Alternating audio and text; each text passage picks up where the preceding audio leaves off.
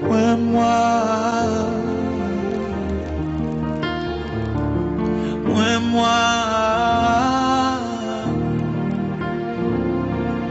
ouais, moi, soutiens-moi, papa, ouais, moi,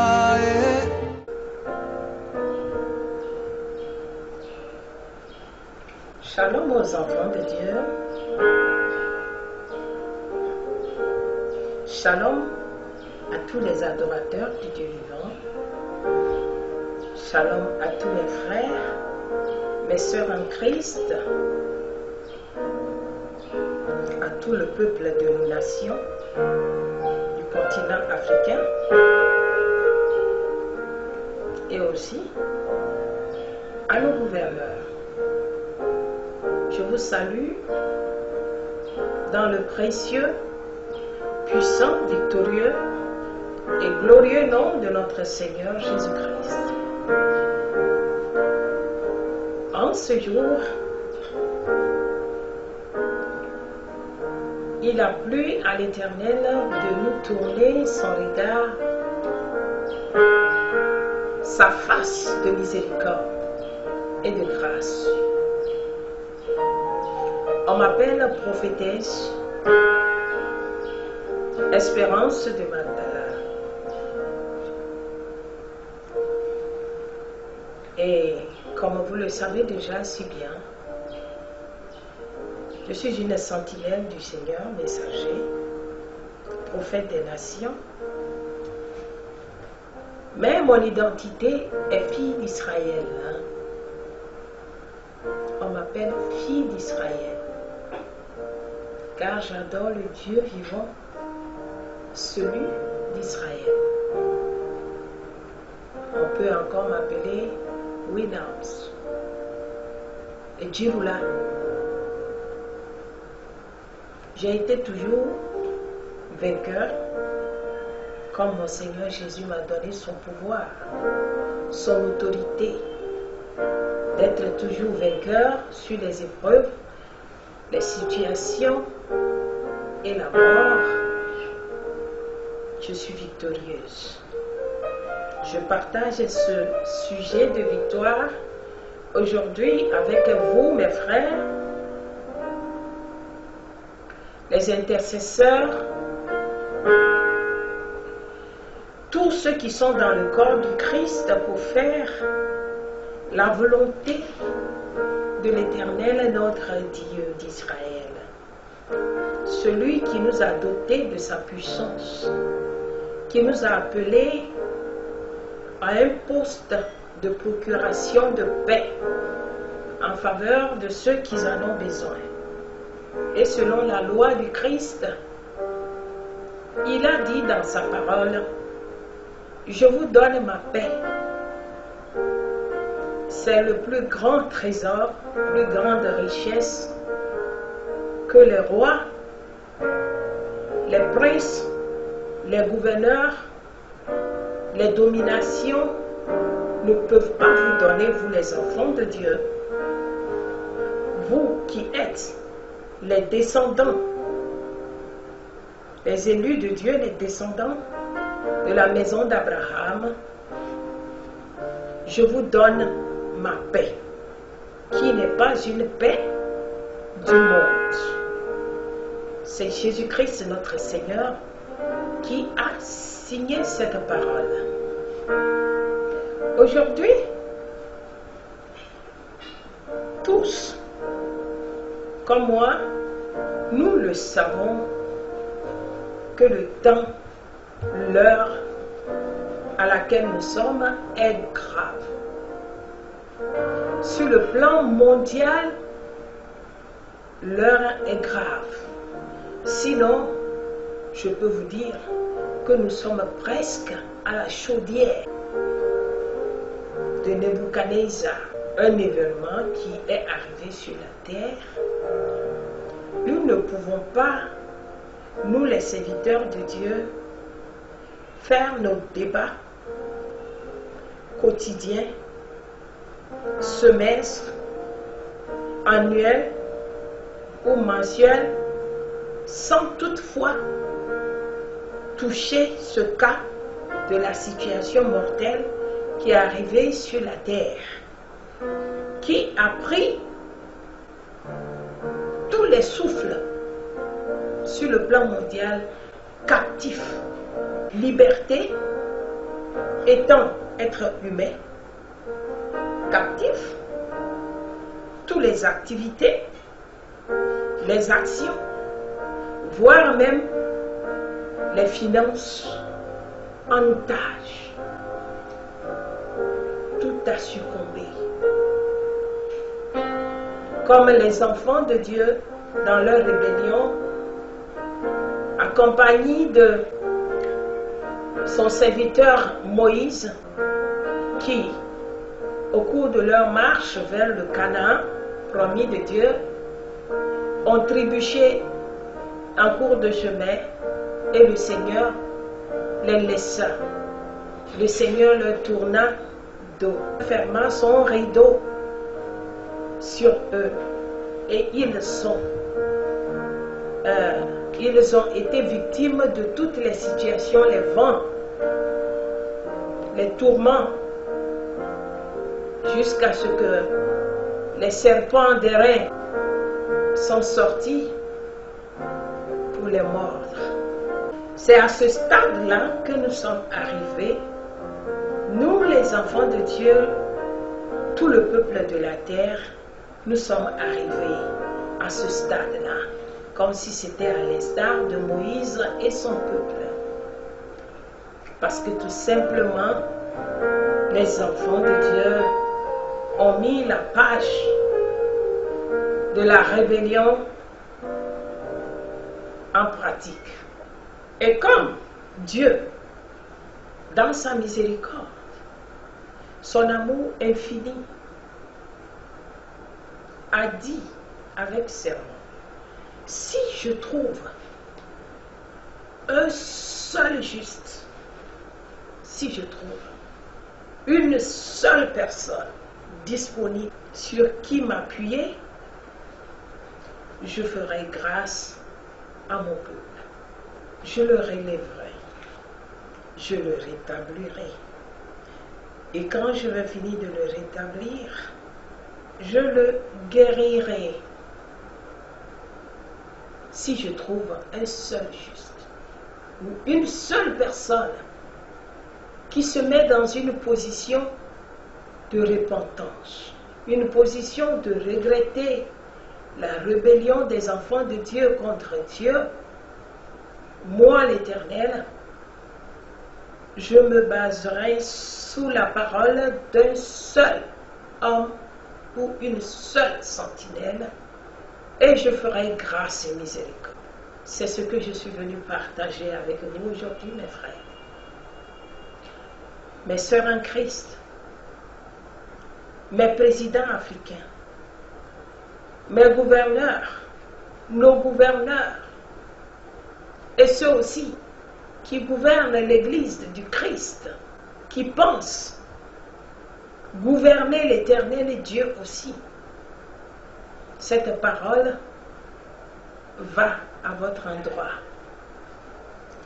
Je suis venu porter cette croix, si je ne veux pas dire, je ne veux pas mentir, je suis venu me charger de cette croix, de la douleur, de souffrance, de la misère, la peine, les gémissements. Le Seigneur Jésus-Christ a dit dans sa parole que chacun se charge de sa croix. Oui, c'est une parole ancienne, mais aujourd'hui que nous voyons venir, en train de marcher à notre rencontre. Les gens, la plupart des chrétiens que nous sommes, dans nos raisonnements, dans les raisonnements des chrétiens, ils pensent, nous pensons que Jésus-Christ a pris la croix déjà pour nous. Il a pris nos péchés, il a pris nos iniquités. Donc, tout est permis. Même si je pêche, même si je marche dans le dérèglement, la faiblesse, le Seigneur peut me faire grâce si je lui demande pardon. Voilà comment la plupart de nous, les enfants de Dieu chrétiens, nous raisonnons. Mais permettez-moi, les enfants de Dieu, mes frères, de vous dire aujourd'hui que ce Dieu-là, qui accepte qu'on pêche consciemment à sa face, et après, on vient lui demander « Pardon Seigneur, et accepte-moi tel que je suis ». Ce Dieu-là, moi je ne le connais pas. En tant que messager, moi je suis prophète, je ne suis pas pasteur, je ne suis pas apôtre, je ne suis pas évangéliste non plus, ni diacre, évêque ancien, ni bishop, mais moi je suis prophète. Car la parole du Seigneur Jésus-Christ a dit, car la loi c'est le prophète. Je vous ai apporté la loi aujourd'hui, afin que nous sachions que ce que nous pensons très souvent, la position dans laquelle très souvent nous nous mettons dans nos actions, va très souvent, ou vont très souvent contre Dieu, contre la volonté de Dieu, contre la loi de Dieu. Aujourd'hui, je vous ai apporté une nouvelle loi de la part du Seigneur. Car les prophètes sont là pour apporter la loi. Ils apportent la clarté.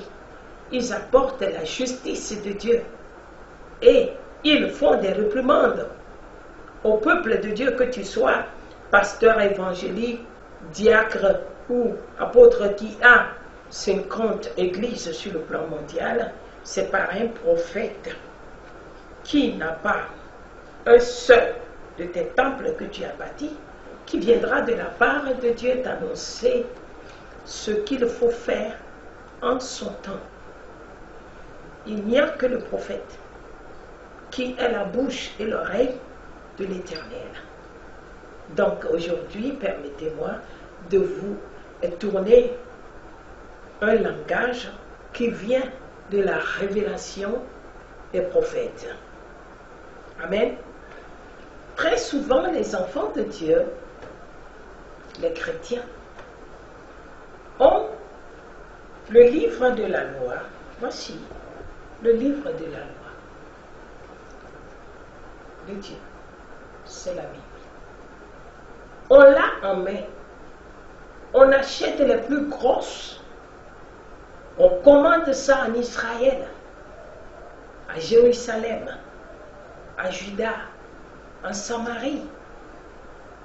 On nous apporte les plus grosses des Bibles, les derniers cris, avec toutes les garnitures. Et nous prenons ça en main avec beaucoup de fierté. Je dirais même chez d'autres, avec assez d'arrogance. Mais il nous a manqué l'essentiel.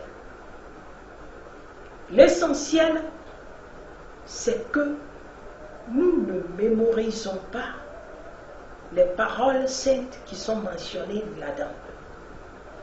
Nous ne méditons plus la parole de Dieu.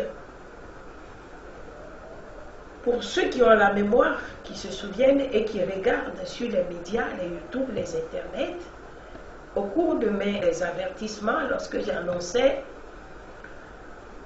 la création de ce déchet toxique et un système pour fermer les églises, les écoles, les structures, les entreprises, les voyages, les aéroports, les frontières. Ce jour-là même, j'ai osé dire qu'il n'y aura aucun trésorier gouvernemental sur le plan mondial ou Afrique qui serait en mesure de payer les salariés à partir du mois de janvier l'an 2020. Je me rappelle, cette vidéo est encore toujours sur YouTube. Ça y est dans ma boîte. Même si on ne l'a pas publié, ça y est dans la boîte. Et ce jour-là, j'ai souligné que la situation qui va venir de l'Amérique et qui va affecter l'humanité entière, surtout et surtout les pasteurs, les églises, les chrétiens, le finance. Ça serait une situation où l'homme va chercher là où se mettre pour gémir, pour invoquer l'Éternel. Mais il lui sera impossible parce que tout simplement l'Antichrist a passé par la puissance mondiale. Ceux qui ont le pouvoir de confisquer les biens d'autrui à coup de force. Je l'avais bien précisé dans ces vidéos. J'ai révélé que ce qui vient, c'est plus que couvre-feu. On appelle ça de l'embargo, où tout sera fermé systématiquement. Personne n'aura droit de sortir de chez lui. Traverser frontières, pas question. N'est-ce pas ce qui est arrivé depuis plus d'1 an aujourd'hui, bientôt 2 ans? Et j'ai souligné dans cette même vidéo-là que le Seigneur m'a révélé que le ciel est fermé et que les chrétiens, la plupart, sont morts. Les étoiles sont tombées, d'autres sont en berne, d'autres carrément sont morts, éteintes. Les étoiles. Cette vidéo est encore sur YouTube. Et que les chrétiens auront la pauvreté en chroniqueur. La situation va affecter plus les chrétiens que les païens, les mystiques ou quiconque. Mais ce jour-là, si quelqu'un se souvient après avoir lu ces vidéos, il verra que je parlais avec un gémissement, un dérangement, une déchirure en moi. Parce que quand Dieu te fait voir en tant que prophète le malheur qui vient sur son peuple, quand tu vois l'ampleur, tu es dérangé. Je peux même dire que tu deviens un peu toqué. C'est parce que l'Esprit de Dieu est là pour prendre le contrôle de l'homme. Voici que cette affaire est exacte. La mort sur les finances, sur les âmes, sur les étoiles, et j'ai souligné que c'est parce que nos âmes, l'âme du chrétien est éteinte. Les chrétiens ont des étoiles éteintes parce qu'ils ne mangent plus la parole. Donc l'âme de l'homme est faible. Ce qui signifie que les étoiles peuvent être éteintes. Ça fait 2e fois que je fais cette édition sur YouTube. Quand le Seigneur Jésus-Christ naquit, il y avait un roi qui avait appris la chose et qui a ordonné par les systèmes rusés à ce qu'on aille mener les enquêtes de ce petit enfant qui est né. Et comment ces rois mages ont su l'endroit où Jésus-Christ était né, où on l'a caché dans une crèche. N'est-ce pas que c'est par son étoile qui brillait, qui était extraordinaire et qui orientait les rois mages, les ont conduits jusqu'à aller à la crèche là où ce petit enfant, ça veut dire que l'étoile filait au-devant d'eux, les orientait comme une boussole, n'est-ce pas? L'étoile de l'homme, l'étoile d'un être humain ne doit pas être éteinte, ni être en berne. Quand l'étoile d'un être est éteinte, ça veut dire que son âme est dans l'ombre de la vallée de la mort. Toute situation qui peut se soulever sur la terre peut la battre. Tout vent qui peut souffler peut le renverser. L'étoile d'un être humain dans son âme signifie l'esprit vivant de Dieu est en lui. Ce n'est pas seulement le souffle qu'on a en nous qui est important. Il faut avoir la capacité de résister aux attaques, aux propositions du diable, comme Jésus-Christ avait dit non au diable lorsqu'il lui a dit transforme ces pierres en pain et mange-en et je te donnerai tous ces royaumes qui sont ici. Jésus-Christ a résisté parce que son âme était vivante, parce que l'Esprit du Seigneur en lui l'a rendu vivant. Celui qui a l'Esprit du Seigneur en lui et qui est vivant, son étoile ne doit pas être éteinte. Mes frères, les chrétiens, les enfants de Dieu, d'une part, le Seigneur a passé par un prophète qu'on appelle Élisée. Il a dit à une femme qu'il avait reconnue comme saint homme de Dieu et qui lui a dit, elle a plutôt dit à son mari, j'ai reconnu que cet homme qui passe très souvent ici dans notre contrée pour aller prier sur la montagne quelque part en brousse là, c'est un saint homme de Dieu. Alors, ils ont pris une résolution de créer une atmosphère bien dégagée et tranquille, à l'aise, à ce saint homme de Dieu-là, pour qu'il puisse accomplir la mission pour laquelle le Seigneur l'a envoyé dans leur contrée en Israël. N'est-ce pas? Élisée le prophète a dit, mon âme est vivante, le Seigneur est vivant. Il y a David aussi qui l'avait dit, mon âme est vivante, le Seigneur est vivant. Daniel avait aussi dit, les Abednego, Shadrach, Meshach aussi, avec ses compagnons aussi, ont dit, le Seigneur est vivant, notre âme est vivante. Jetez-nous dans la fournaise, comme vous nous défiez notre Dieu, comme si notre Dieu n'est pas capable de nous délivrer de vos menaces et de votre fournaise ardente. Parce que leur âme était vivante. Ils savaient que le Seigneur est vivant, leur âme est vivante, donc le feu ne pourra rien leur faire. N'est-ce pas? Avec conviction.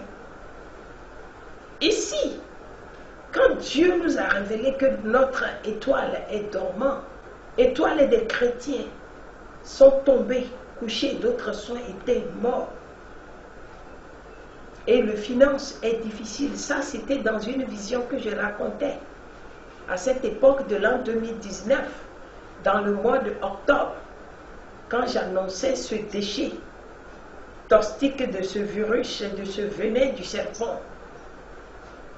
J'avais précisé que la plupart des chrétiens auront des sérieux problèmes parce que l'étoile est éteinte. Êtes-vous convaincus maintenant, mes frères, que le Seigneur parle au travers des prophètes?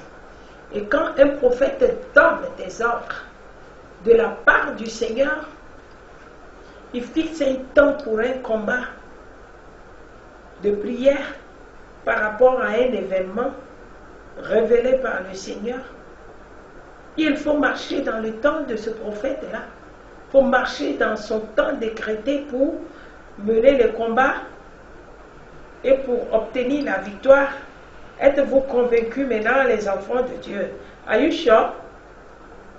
Dit les anglophones. Ça nous va comme ça? Ça vous va?